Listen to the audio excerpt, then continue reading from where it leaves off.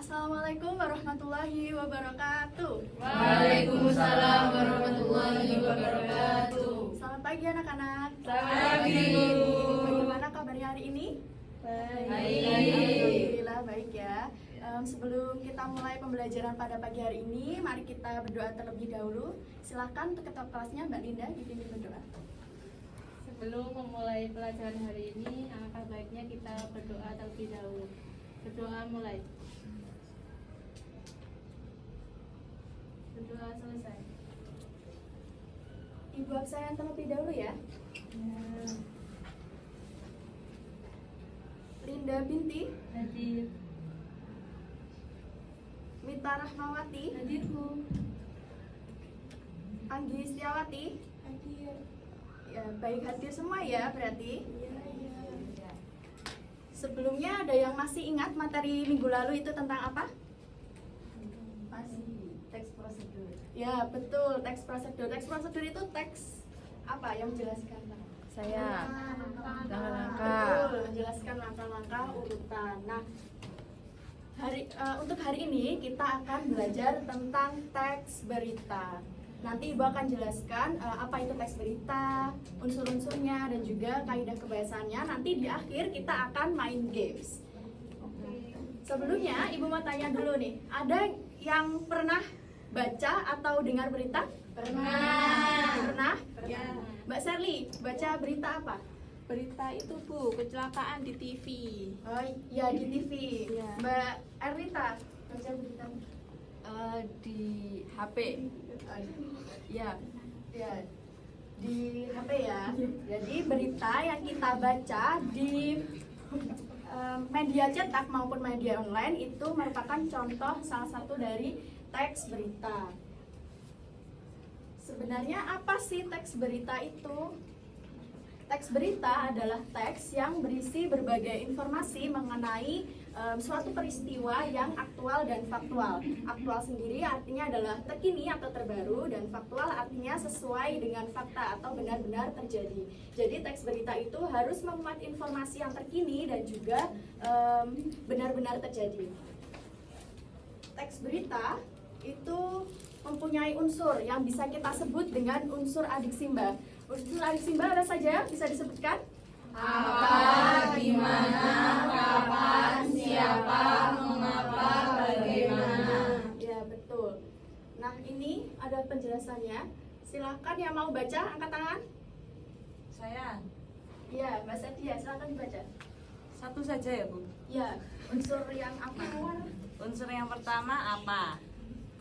Dan berfungsi untuk menjelaskan hal atau peristiwa yang diberitakan. Contohnya pertanyaan, apa yang diberitakan? Ya. Untuk unsur yang di mana?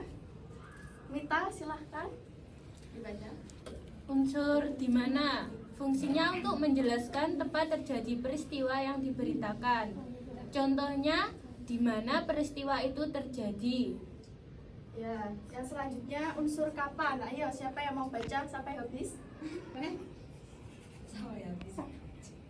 Daniela, Sampai habis Bu. sampai yang unsur bagaimana? Selanjutnya ada unsur kapan. Fungsinya untuk menjelaskan waktu terjadinya peristiwa yang diberitakan. Contohnya kapan peristiwa itu terjadi. Yang selanjutnya ada siapa. Fungsinya untuk menjelaskan pelaku yang terlibat dalam peristiwa yang diberitakan. Contohnya siapa yang diberitakan. Yang selanjutnya ada mengapa. Fungsinya menjelaskan sebab atau alasan terjadinya peristiwa yang diberitakan. Contohnya, mengapa peristiwa yang diberitakan terjadi. Yang terakhir ada unsur bagaimana. Fungsinya untuk menjelaskan proses, cara, perbuatan, tanggapan, penilaian yang berkaitan dengan terjadinya peristiwa yang diberitakan. Contoh pertanyaannya yaitu bagaimana peristiwa tersebut terjadi. Nah, untuk lebih memahami tentang unsur adik simba, sekarang kita coba analisis unsur adik simba dari cuplikan berita ini ya. Kita akan ke informasi pertama dulu di Sapa Indonesia pagi hari ini. Dari peristiwa gempa bumi bermagnitudo 6,5 yang mengguncang Sumeneb, Jawa Timur pada Selasa malam. Sejumlah rumah warga rusak, ada juga yang roboh.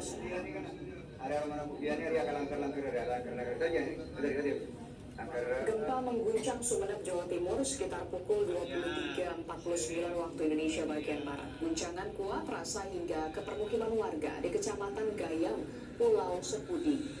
BMKG mencatat pusat gempa berada di koordinat 7,25 lintang selatan dan 114,22 bujur timur dengan kedalaman 11 km. Sejumlah rumah warga yang rusak seperti di Desa Nyamplong dan Desa Prambanan. Sementara di Desa Gendang Barat. Coba kita mulai analisis unsur, mulai dari unsur apanya ya. Apa peristiwa yang terjadi dalam berita tersebut? Gempa bumi. Betul. Di mana peristiwa gempa bumi tadi terjadi? Betul. Nah, seperti itu ya cara menganalisis unsur adik Simba dalam teks berita. Sebelum Ibu lanjutkan ke struktur teks berita, ada yang mau ditanyakan? Tidak. Baik, Ibu lanjutkan ya. Selanjutnya yaitu struktur teks berita.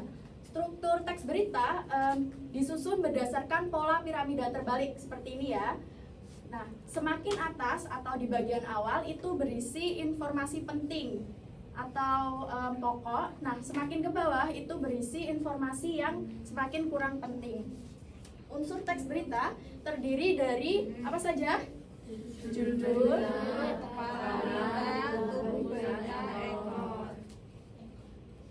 nah, dari judul berita kita bisa tahu nih gambaran keseluruhan isi berita. Nah, judul berita juga harus singkat dan jelas serta menarik perhatian pembaca. Contohnya ini berita tentang Rizky Juniansah tambah emas untuk Indonesia pada Olimpiade Paris. Nah, dari judul ini kita bisa tahu ya bahwa keseluruhan isi teks berita itu akan memberitakan tentang Rizky yang dapat emas di Olimpiade Paris. Selanjutnya bagian kepala atau teras berita itu adalah bagian awal yang memuat banyak informasi penting. Nantinya bisa menjawab pertanyaan apa, di mana, kapan, dan juga siapa. Siapa yang mau baca contohnya? Fariska? Yang bagian mana, Bu? Yang Jakarta. Jakarta. Atlet angkat besi putra andalan Indonesia Rizky Juliansah berhasil menyabet medali emas pada pertandingan angkat besi kelas 73 kg putra Olimpiade Paris 2024 yang tersaji di South Paris Arena 6 Prancis Kamis waktu setempat. Terima kasih. Nah, dari contoh ini bisa tahu ya bahwa bagian kepala atau teras berita ini memuat apanya apa? Beritanya tentang Rizky Juniansah yang mendapat medali emas di mana? Di South Paris Arena 6 Perancis. Seperti itu ya caranya. Cara mengetahuinya. Selanjutnya yaitu tubuh berita. Nah, dalam tubuh berita itu berisi penjelasan yang akan menjawab pertanyaan mengapa dan juga bagaimana. Contohnya seperti itu. Gak usah dibaca ya. Contoh ini kita bisa tahu ya bagaimana proses Rizky itu dapat medali. Awalnya tertinggal, kemudian dia berhasil memecahkan rekor angkatan clean and jerk Olimpiade.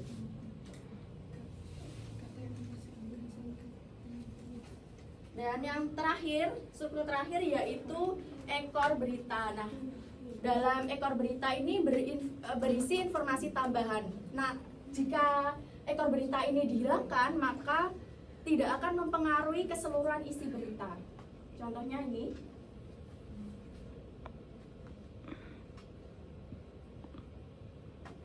Selanjutnya yaitu kaidah kebahasaan teks berita. Teks berita itu ditulis menggunakan bahasa baku atau standar. Tujuannya adalah untuk agar semua orang itu bisa mengerti. Seperti itu. Yang kedua yaitu teks berita menggunakan kalimat langsung yang ditandai oleh tanda petik ganda. Contohnya, silakan dibaca Raffi. Ya Bu. Kaidah pembahasan teks berita. Contohnya Oh, yang yang Khofifah itu Bu. ya. Contohnya siapa yang sepatunya rusak karena banjir kemarin atau bukunya ikut rusak. Ini Bu Khofifah bawa tas, buku, dan sepatu. Ucap Bu Khofifah. Kaidah yang ketiga yaitu teks berita menggunakan kalimat tidak langsung dengan menggunakan konjungsi bahwa. Contohnya, Khofifah juga menegaskan bahwa upaya penanganan banjir akan menjadi prioritas ke depan. Jadi konjungsinya bahwa itu ya, menegaskan bahwa. Yang keempat, kaidah kebahasaan yang terakhir yaitu menggunakan kata konjungsi temporal untuk menunjukkan urutan waktu. Contohnya kemudian, akhirnya, seperti itu. Ini contoh teks berita secara utuh. Ini tadi bagian apa? Judul. Betul. Yang ini menjawab pertanyaan apa? Siapa? Kepala. Iya, betul. Yang berisi perincian? Tubuh berita. Betul. Dan yang terakhir tadi ini ya, ekor. Selesai penjelasannya. Sebelum ke penugasan, apakah ada yang ingin ditanyakan lagi? Tidak. Langsung saja ya penugasan. Nah, kalian bentuk kelompok jadi 4. Nanti perwakilan akan maju ke depan. Kita akan main games ya. Silakan dibentuk kelompoknya dulu. Di kelompok 1, silakan maju ke depan. Salah satu, ayo Mbak Daniela.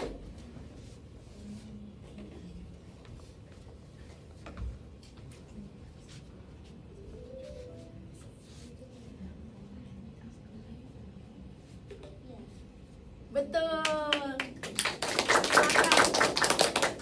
Silakan kelompok kedua maju perwakilan.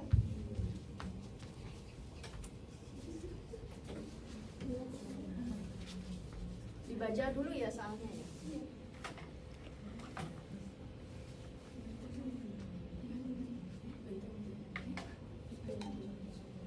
Betul ya, yang dimaksud dengan aktual dalam teks berita.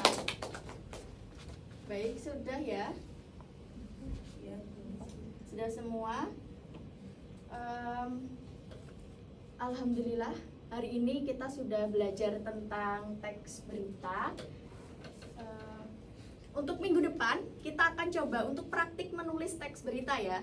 Nanti dipersiapkan, tetap kelompok seperti ini, dipersiapkan untuk peristiwanya yang terjadi di sekitar kalian saja ya. Baik, sebelum kita tutup pembelajaran pada pagi hari ini, kita berdoa dulu ya. Silakan Mbak Linda. Sebelum mengakhiri pembelajaran hari ini, marilah kita berdoa terlebih dahulu. Berdoa mulai. Berdoa selesai. Terima kasih atas partisipasi kalian, keaktifan kalian hari ini. Senang nggak belajar teks berita hari ini? Senang. Apa yang kalian pelajari dari teks berita tadi? Apa saja? Unsur. Apa unsurnya Mbak? Adiksi Mbak. Betul. Apalagi selain unsur? Struktur. Betul. Nah, itu saja yang dapat disampaikan. Sekian. Wassalamualaikum warahmatullahi wabarakatuh.